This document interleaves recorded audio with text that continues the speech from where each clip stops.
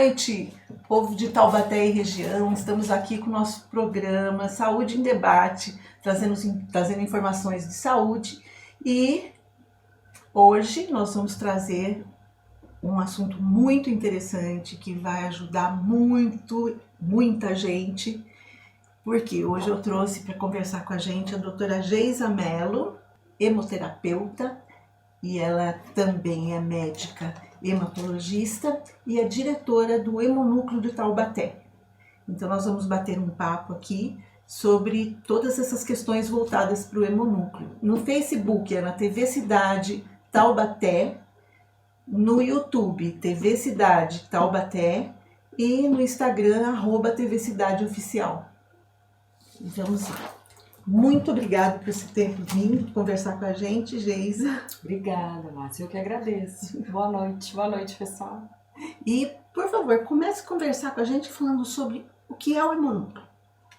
O Hemonúcleo nós somos uma unidade, né, do Hemocentro de Ribeirão Preto, que faz a captação, né, de sangue e o cadastro de doadores de medula óssea.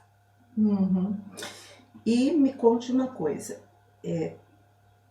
quem é atendido nesse hemonúcleo? Toda a população? Como que funciona? Lá a gente atua tanto na coleta de sangue, né? Esse sangue ele vai para toda a região, o fundo do vale, até Cruzeiro, Lorena, Guará, Aparecida. Somos nós que atendemos. O litoral também, Ubatuba, Caraguá não, mas São Sebastião, Ilhabela, também somos nós que abastecemos. E aqui a região de Taubaté. Meu Deus! É muita gente. Maior do que eu pensei. É muita gente mesmo. E que horas funciona? O Hemonúcleo abre às 7 horas e a gente fica lá até às 4 da tarde, de segunda a sexta-feira. Atualmente a gente abre também um sábado por mês, no período da manhã, das 7 às 11. E aí, pessoal, hoje eu vim aqui falar de um assunto muito importante. O assunto é doação de sangue. Você sabia que milhares de pessoas recebem transfusão? Foram feitas mais de 93 mil transfusões no último ano. E esse sangue só pode ser obtido através de doação voluntária. E você pode ser um doador. Se você tem entre 18 e 69 anos, está com uma boa saúde, pesa mais que 50 quilos se for homem ou mais de 51 se for mulher, você pode se candidatar. Tire suas dúvidas através do site, compareça e ajude!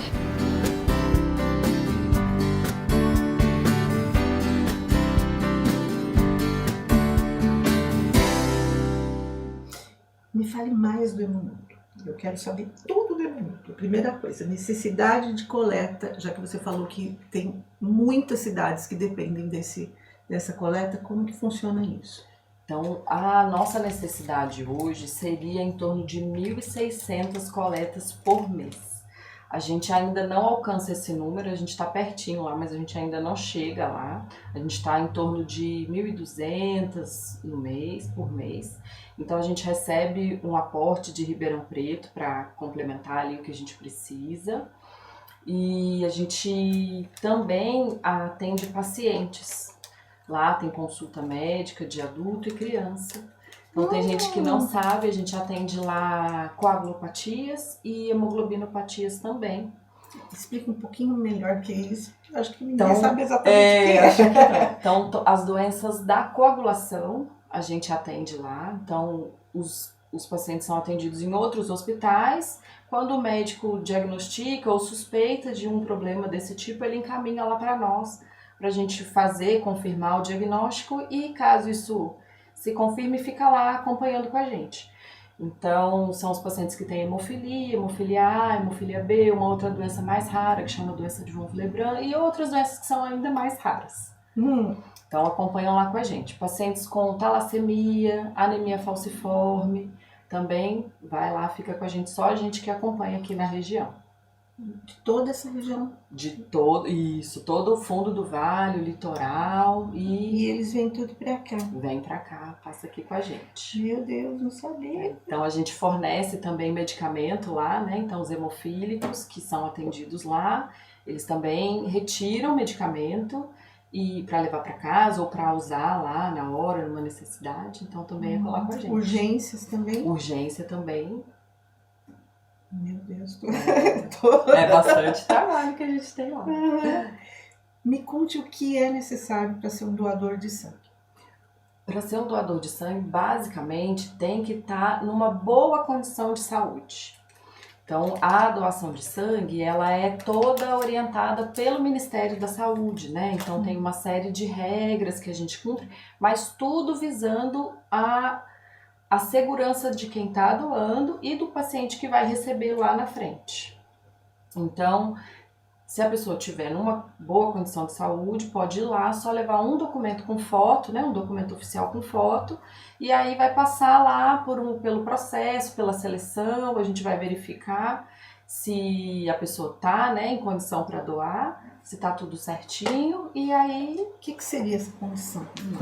Então, se a pessoa tem alguma doença de saúde, tem algumas doenças que impedem, né? Não são todas, né? Então, primeiro, assim, eu sou uma pessoa saudável, não tenho pressão, não tenho diabetes, não tenho nada, provavelmente você vai poder ser um doador.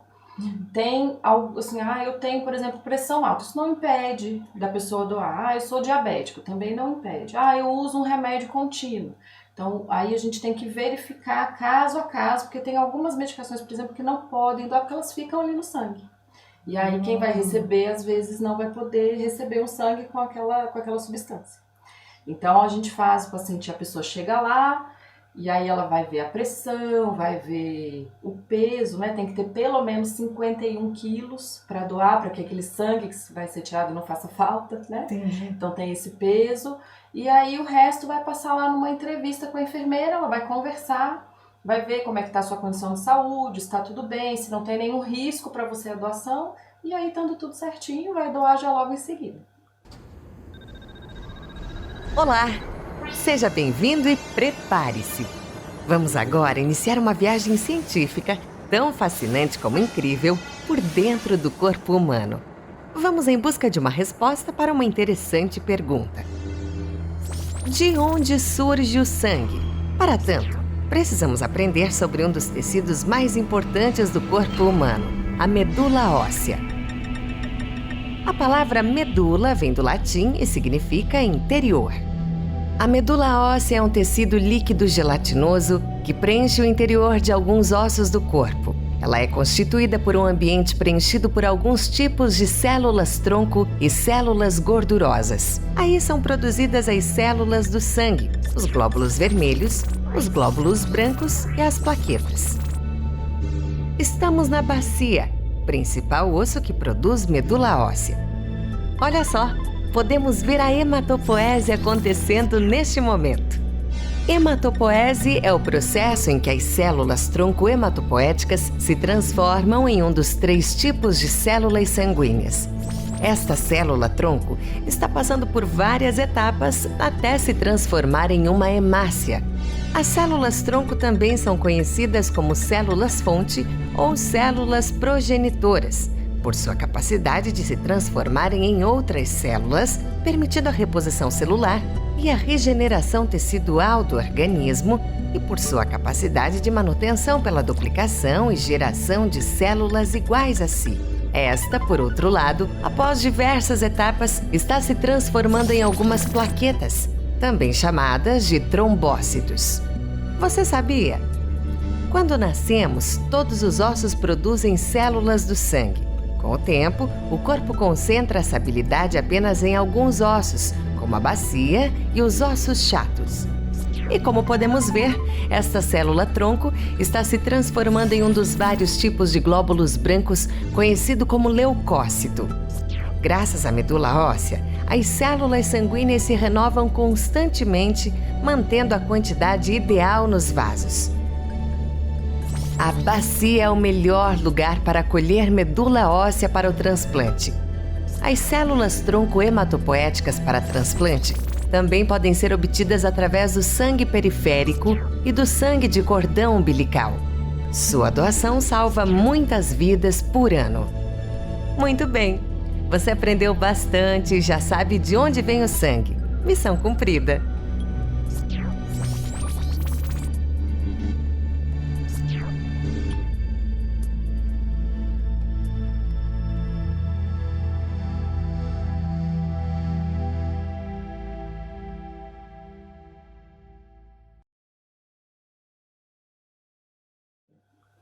Certo. E você falou que também tem doação de medula óssea. No caso, o que é necessário para ser um doador de medula óssea? Então, a gente está no mês de fevereiro, né? Uhum. É um mês de conscientização das leucemias, né? Então, é um mês que a gente usa como pretexto para informar as pessoas, para contar o que é a doença e para ajudar, assim, incentivar as pessoas a se cadastrarem como doadores de medula óssea, né? Uhum. Porque uma etapa do tratamento para quem tem leucemia é o transplante de medula óssea, né? Então, e quando a gente fala assim, parece uma coisa muito complicada, muito difícil. A pergunta que eu mais recebo é assim, mas vão furar meu osso? Não vai furar o osso. Então, para você ser um candidato a doador de medula, você vai lá e você vai colher só uma amostrinha de sangue. A gente tem uma limitação de idade, que é pelo Ministério da Saúde também, então só até 35 anos que pode se cadastrar para ser doador. Então, se você tem vontade, tem que ir antes dos 35. E aí, depois que você se cadastra, seu cadastro vai ficar ativo por muitos anos. Mas para iniciar o cadastro, é só também ir lá, um documento com foto e vai colher só uma amostrinha de sangue. E aí você já vai estar cadastrado no Banco de Doadores Mundial. Bom, imagino, né? Porque a combinação, né, do tipo sanguíneo deve ser muito raro. Muito difícil, muito difícil. Vamos lá. Me fale uma coisa. Quais as situações que podem impedir, de fato, uma pessoa de doar sangue? Quais as... Então, tem algumas coisas que são principais, né? Então, se ela tem uma doença que é transmissível pelo sangue, então não pode doar, né? Então, hepatite não pode doar. Quem tem HIV, mesmo em tratamento, mesmo com o vírus indetectável, não pode doar. Quem tem uma doença que chama sífilis ativa, também, que é uma doença sexualmente transmissível, também transmite pelo sangue, não pode doar. E quando a doação pode colocar em risco o doador. Então, por exemplo, um doador que tem uma doença cardíaca, uma doença do coração, ele não deve doar sangue. Por exemplo, ele tem uma arritmia, mas eu estou tomando remédio, tá tudo bem. Mas aquela situação ali da doação pode ser um estresse para o coração dele que está bem. Então, é melhor para a segurança dele que ele não doe. Então, pessoas que têm uma cardiopatia ou uma doença do pulmão, então isso daí não pode. Então por isso que a gente fala, tem que ter uma condição boa de saúde, não ter uma doença mais séria. E uma dúvida também que todo mundo tem é com relação à tatuagem. As pessoas podem fazer a doação com tatuagem? Pode doar. A gente tem que guardar um tempinho, né, de 6 meses ou de 1 ano, dependendo da situação. Mas depois disso, já tem 1 ano que eu fiz a minha tatuagem, pode doar sangue normalmente. Então, tem muitas condições que impedem a doação por alguns períodos. Então, quando faz uma cirurgia ou quando eu passei por algum procedimento, às vezes dentário, aí eu tenho que aguardar uns 3, 6 meses, justamente por conta desse risco das doenças que são transmissíveis pelo sangue. Entendi. Aí depois, passado esse período, a pessoa pode doar normalmente. Certo. E, assim, a questão de gênero, isso não existe nenhuma restrição? Não tem nenhum impedimento. Então, o que a gente precisa guardar, né, é o número de parceiros. Então, isso independente para homem, para homem que se relaciona com homem, mulher que se relaciona com mulher. Então, tem que ter um único parceiro por pelo menos 6 meses. Esse é o nosso principal motivo de impedimento da doação. A pessoa vai lá e aí ela conta, eu acabei de começar um relacionamento com uma pessoa. Aí a gente pede para aguardar 6 meses com aquele parceiro único para poder doar sangue por conta desse risco das doenças que são transmissíveis. Entendi. Normalmente as pessoas dizem que quando você doa sangue, um doador de sangue ajuda 4 pessoas. Deixa eu entender isso. Ajuda muito mais que 4 pessoas, pelo menos 4 pessoas. Então aquele sangue ali, ele vai ser transformado na parte vermelha, né? A gente vai separar, assim que sai lá, ele vai passar numa centrífuga e aí ele vai passar Vai virar a parte vermelha do sangue, vai virar a plaqueta e o plasma, pelo menos. Às vezes a gente divide até um pouquinho mais, mas pelo menos esses 3. Então, nos hospitais a gente vai mandar o sangue, as plaquetas e em algumas situações o plasma, né? Esse plasma, normalmente não é usado todo só para transfusão. Então, ele é encaminhado para a indústria farmacêutica e ele vira remédio. Olha. Então, o remédio que a gente dá lá depois pro hemofílico, ele veio do plasma que a gente coletou. Então, ajuda muita gente, né? Muita gente. Então, aquela bolsinha ali vira 3 ou 4 hemocomponentes, que a gente fala, que é o sangue, a plaqueta e o plasma, e vira também remédio. Então, cada bolsinha ajuda muita gente. De quanto em quanto tempo uma pessoa pode doar sangue? Os homens podem doar a cada 60 dias e as mulheres a cada 90 dias. E também o pessoal gosta muito de saber a idade, né? A partir dos 16 anos pode começar a ser doador. Então, entre 16 e 18 precisa da autorização dos pais, né? E até os 70 anos pode continuar doando. Para a primeira doação, não pode ser acima de 60 anos. Mas se você começou antes, você pode ir até completar 70. Puxa vida. É muita gente que dá para ajudar ao longo da vida toda. Me fale um pouquinho mais do hemonúcleo. Então, o hemonúcleo atua em todas essas frentes, né? A gente então dá esse suporte aí para todos os hospitais, então principalmente aqui em Taubaté, né? O Hospital Regional, que tem um serviço grande de oncologia, né? Então tem um consumo grande de sangue, né? De todos esses, de plaqueta. Agora a gente está com essa epidemia aí da dengue, né? Então a gente está usando muita plaqueta, muita gente precisando de transfusão de plaqueta, né? E além disso, sempre acidentes, então pessoas que sofrem acidente, vai para o hospital, pode ser que precise de uma doação de sangue, ou mesmo de plaqueta, ou de plasma, pessoas que passam por cirurgias. Em São José a gente tem também o GAC, né, que é um hospital de oncologia infantil, também somos nós que abastecemos lá o GAC, né, de sangue, de plaqueta, então é um serviço maravilhoso, então a gente ajuda lá sempre, então todo o fornecimento de componentes lá também é nosso aqui de Taubaté. Eu sou Carolina, eu tenho 26 anos, em 2011 eu tive linfoma. Meu nome é Rayana Quintas Nogueira e eu tenho 35 anos. Eu precisei da doação de sangue quando eu ganhei meu segundo filho. Foi um parto muito difícil, de muitas horas, e teve várias complicações e eu cheguei a perder bastante sangue. O João, meu filho, com 3 anos, foi diagnosticado com câncer, leucemia. Eu tenho um filho mais velho de 19 anos, que com 8 meses eu descobri que esse filho tinha falciforme.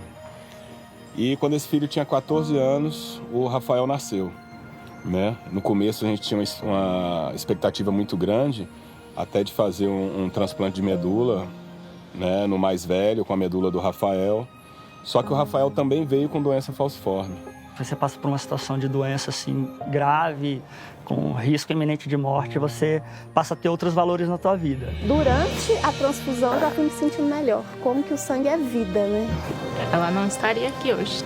Foi a salvação logo no início da vida dela, né? O que mais emociona é acordar e ver os meus filhos deitadinhos, ou eles virem me darem um abraço. Bom dia, mãe, bom dia. Isso era uma coisa que me motivava a continuar viva, era para continuar a criar minha filha, né? Pude mudar para o apartamento que eu já tinha adquirido, mas eu não tinha ainda condições nem saúde de morar lá sozinha, né? E depois eu pude fazer mais essa conquista e eu tenho certeza que muitas outras virão. Com esse sangue, eu sempre tive o sonho de amamentar, né, exclusivamente o bebê, e aí eu pude realizar isso. Queria agradecer de coração a todos os doadores de sangue, que vocês literalmente salvam vidas. Alguém que está aí do outro lado salvou a vida do Rafael já várias vezes. Se hoje eu estou aqui podendo dar esse depoimento é porque um dia você esteve presente e está presente dentro de mim, né? Obrigada a você que doou, pela sua generosidade, pela grandeza e pelo anonimato também. Porque o bem, ele pode ser feito assim, anonimamente. A gente não precisa sair, o bem se espalha rapidamente e silenciosamente, né? Então, assim, que mais e mais pessoas façam isso também. Obrigada, obrigada, obrigada, de coração. Muito obrigada por terem tirado um tempinho do dia de vocês. Se não fossem essas transfusões de sangue, essas pessoas todas que ajudaram, eu não teria feito meu intercâmbio. Não teria visto minha mãe muito feliz quando ela descobriu que eu tive alta.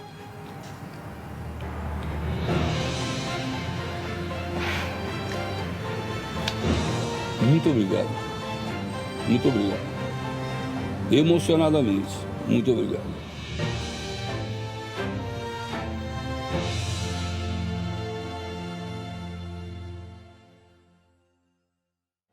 Deixa eu entender um pouco a logística disso. Como que funciona? Alguém se acidentou em Ubatuba, vamos supor. Como que funciona? Então, a gente mantém um estoque em cada agência, né? Em cada unidade, em cada hospital. Eles têm lá o estoque deles. E aí, às vezes, acontece num dia, eu tive muita transfusão hoje, acabou, eu preciso de um tipo específico de sangue e acabou. Aí ele liga aqui pra gente, fala, olha, eu preciso de um sangue, por exemplo, O negativo. E a gente fala, tá bom, vem aqui buscar. Aí, além do estoque lá, né, que ele vem buscar regularmente, em situações de emergência, também vem e busca aqui com a gente e leva. E esse busca, quem busca são motoristas? Isso, o motorista do hospital vem e retira aqui com a gente. E aí esse serviço é 24 horas por dia, 7 dias por semana, não para nunca. Nossa, complicado. Uma responsabilidade imensa. Muito grande, muito grande. Porque a maioria dos hospitais não tem estoque de plaqueta. Então, quando precisa de plaqueta, a maioria tem que vir buscar na hora mesmo. Entendi. O sangue, o pessoal consegue manter o estoque lá, né? Mas a plaqueta, não. Mesmo o sangue de diferentes tipos? De diferentes tipagens, A gente deixa um pouquinho de cada tipo em cada agência. E aí eles vão usando. Acabou, eles vão repondo aqui. Fala pra gente um pouquinho sobre os tipos de sangue, esses mais comuns, né? Que a gente sabe que isso tem assim, outros e outros, mas os mais comuns para a nossa população saber. Então, a gente tem muita curiosidade, né? Qual que é meu tipo de sangue? Então, na prática, isso interfere muito pouco. Mas os principais tipos são A, B, AB e O. Além disso, tem um outro fatorzinho que é o RH, que é aquele que a gente fala A positivo ou A negativo. Aí é o tipo do RH. Se a pessoa tem o RH, ela chama positivo. Se ela não tem o RH, ela chama negativo. Então são os dois principais grupos de sangue. Tem muitos outros, mas esses dois são os principais. Isso ninguém sabe, que tem muitos outros. Tem muitos outros, Quando você vai fazer uma escolha de uma bolsa de sangue para uma pessoa, tem que se avaliar, então, não só os grupos maiores, esses dois. Não, tem muitas situações que além do grupo do ABO e do RH ser positivo ou negativo, a gente tem que olhar os outros grupos, principalmente para as pessoas que recebem muitas transfusões ao longo da vida. Por exemplo, a gente falou dos pacientes que têm anemia falciforme, né, que fazem um acompanhamento aqui com a gente. Então, tem alguns pacientes que precisam receber uma bolsa de sangue a cada mês da sua vida, desde a infância. Então, são pessoas que vão recebendo muito sangue ao longo da vida. Então, ele tem que receber um sangue muito compatível. Então, não basta só o ABO e o RH. Então, além disso, a gente faz outras tipagens também ali para dar uma bolsa o mais compatível possível com o paciente. E, quer dizer, essa pessoa fica sempre dependente, então, do sangue dessa tipagem super exclusiva. Então, realmente precisa ter muita coleta, né, para poder, enfim, né, servir essa população. Tem pessoas que vão precisar, né, uma vez na vida, assim, eu sofri um acidente, aí quando eu tive aquele acidente, eu precisei tomar uma bolsa de sangue. Ou um neném que nasceu prematuro e aí pequenininho precisou receber uma bolsa de sangue lá, enquanto estava, né, no berçário ali, crescendo um pouquinho. Então, a pessoa às vezes está fazendo um tratamento oncológico, aí naquele momento ela precisa de uma transfusão de sangue. E tem outras que vão receber a vida inteira, é o caso dos pacientes de anemia falciforme, o paciente que entra em hemodiálise, né, é muito frequente que ele fique precisando, também enquanto ele está ali fazendo hemodiálise, ele, assim, frequentemente ele vai precisar também receber a transfusão. E no caso, o que acontece é uma reação imune que acontece quando ela recebe esse sangue, essa pessoa que fica recebendo sempre, ele vai criando anticorpos? Isso. Se a pessoa recebe um sangue que não é compatível, né? Então, se é no ABO, isso não pode acontecer. Porque aí pode acontecer uma reação muito grave ali no momento que está recebendo a transfusão. Então, por isso que o cuidado maior é sempre com o ABO. Então, sempre tem que ser, se não igual, pelo menos compatível. Que é aquela história do O, que pode doar para os outros e os outros não podem doar para o O. Então, pelo menos, essa compatibilidade sempre tem que ter. E os grupos menores, né, os outros grupos, eles não fazem assim uma reação aguda ali na hora que a pessoa está recebendo sangue, mas ela vai formar um anticorpo e caso ela precise de um outro, aí ela vai, de uma outra transfusão, ela vai reagir contra a transfusão futura que ela receber. Entendi. Isso. E quando existe aquela incompatibilidade positiva e negativa, por exemplo, uma mulher engravida e ela é positiva e o nenê é negativo, como é que funciona? É o contrário, né? Contrário. Quando a mulher que é negativa engravida, o marido é positivo e aí o neném é positivo, né? Então o neném que está se formando lá na barriga dela tem um antígeno no sangue dele, que é o antígeno positivo, que a mãe não tem. Então ela pode formar anticorpo contra o neném e atacar o sangue do neném dentro da barriga. Entendi. E aí, nesse caso, acaba sendo uma urgência, né? Então hoje a gente tem formas de evitar, né, que isso aconteça. Então quando a mulher lá no pré-natal, ela faz a tipagem do sangue dela e quando é uma mulher que é negativa, a gente já faz também essa pesquisa do neném quando nasce, né? Então se o neném ele é positivo, a mãe recebe um soro para que ela não ataque os próximos nenéns, caso eles sejam também positivos. Então, existe como prevenir, então, mais uma importância do pré-natal. Com certeza, né? Precisa fazer esse pré-natal direitinho. Me conte mais um pouco. Eu quero saber como que é para você fazer a especialidade de hemoterapia. É muito bom, né? É muito bacana. Igual quando eu cheguei aqui, aí você me contou, a moça aqui, ela é doadora. Então, isso é muito legal, né? Muito bacana. Então, a gente faz parte de um trabalho que é muito maior que nós, né?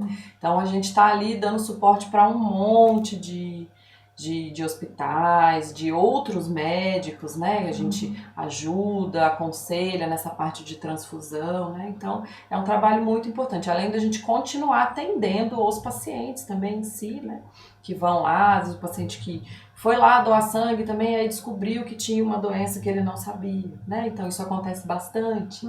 É porque é ali que acaba fazendo alguns tipos de diagnósticos. Isso. Então, às vezes a pessoa vai lá, ela não sabia, tinha hepatite e não sabia. Aí ela foi lá doar sangue, o sangue dela foi testado e ela descobriu. Então, a gente tem essa oportunidade de de ajudar aquela pessoa, encaminhá-la para receber o tratamento, né? Que às vezes existe pela própria rede pública, tudo, e ela só não sabia que ela precisava. Entendi. Então é muito gratificante, sempre que a gente vê, né, meu pai, minha mãe fez tratamento de câncer, tomou sangue, esses dias eu atendi um rapaz, ele falou assim, hoje eu vim aqui doar sangue, porque o meu neném nasceu prematuro, e ele tomou umas 3 ou 4 vezes lá até ele se recuperar sangue e eu achei importante vir doar. Eu nunca tinha pensado nisso, ele falou. Mas aí quando meu filho precisou, agora eu vou vir sempre. Empatia, né? Então é um trabalho assim que todos os dias a gente recebe alguma coisa ali de volta. E na própria doação, você acaba ficando de retaguarda nessas doações também. Se acontece alguma coisa, você está ali para... Também, é muito raro, né? Às vezes, pessoas que são mais magrinhas, né? E aí, porque a quantidade de sangue que a gente tira lá é muito segura, né? Então tem só essa questão do peso que a gente avalia. Então, mas uma vez que a pessoa está apta, é muito raro que aconteça alguma coisa. Então, às vezes, as mulheres mais magrinhas... Logo quando termina a doação, às vezes se sente um pouquinho mal ali, porque né, cai a pressão, às vezes a pressão demora uns 10 minutinhos para subir, então a gente está lá para dar esse suporte, mas isso é a raridade, é bem difícil acontecer. E as pessoas fazem a doação e saem de lá, vida que segue, não tem problema Vida que segue. A gente pede só no dia, para não fazer esforço físico, porque a gente tira ali em torno de 400 ml de sangue, né? Então, naquele dia só da doação, se resguarda um pouquinho, mas pode ir embora dirigindo, né? É mais grandes esforços, aí bebe bastante líquido. No dia seguinte, o seu organismo ele vai se recuperar, ele vai repor ali o que você doou, não vai fazer falta nenhuma para você. Em poucos dias já vai repor, em poucos minutos a pressão já melhora, e aí a partir do dia seguinte pode fazer atividade física, tudo normalmente. Eu gostaria que você, se você puder, convide as pessoas para vir, que eu acho super importante, gente. Pois é, então a ideia, né, principal hoje aqui realmente é convidar, se você tem vontade de ser um doador de sangue, de ser um doador de medula óssea, às vezes, eu quero ajudar, mas eu não sei como. A doação é uma forma simples, você vai lá, todo o processo da doação é em torno de 1 hora que você fica lá. Se você trabalha, eu não posso tirar o dia, então, por lei você ganha aquele dia, né? Assim, o Ministério da Saúde diz que você vai ficar, aquela sua falta, né? Você, no trabalho, ela não vai ser caracterizada como falta, né? Então, você tem aquele dia para você ir lá fazer essa boa ação e ajudar 4 para mais pessoas, né? E aí pode... Se você tiver uma boa experiência, você pode repetir isso sempre ao longo da sua vida e ajudar muito mais do que 4 pessoas. Pois é. Só posso te agradecer e deixar sempre aberto aqui para quando você quiser vir para falar, para trazer informações novas, quando você precisar de campanhas, pode, né, contar aqui com a gente, com o nosso Saúde em Debate, que vamos estar sempre aqui à disposição para você. Muito obrigada, eu que agradeço. Agradeço demais, é muito importante, porque eu acho que no dia a dia a gente está ali estudando, trabalhando, ninguém está pensando em doar sangue, né? Então, às vezes, quando acontece com alguém, um vizinho, alguém próximo, que a gente vai pensar nisso, né? Então, é importante a gente falar, a gente dizer para a pessoa, olha, tem alguém que às vezes está lá no Japão e que a sua medula vai ser compatível. Então, vai lá, se cadastra, não dói nada, ninguém vai furar o osso de ninguém, é uma amostrinha de sangue simples. Vai, às vezes, a gente recebe muita gente, agora eu tô com 40 anos, então se você quer ser doador de medula, vai lá, não espera passar dos 35. Beleza. E a gente agradece e vai receber todo mundo muito bem, a gente tem uma equipe maravilhosa lá para receber todo mundo. Imagina, uma equipe multidisciplinar. Então tem enfermeira, tem as técnicas, tem o pessoal da captação que trabalha nisso, então é todo mundo muito dedicado mesmo, muito bacana. Com certeza tem muito amor no que faz. Com certeza. Então tá. Eu agradeço a audiência de vocês e convido vocês, qualquer dúvida que tenha, nós vamos deixar um e-mail, né, na tela. Vocês podem entrar em contato e alguma questão que não ficou clara, mandem que eu passo depois para a doutora Geisa. E agradeço a Deus e a vocês. Até a semana que vem. Beijo.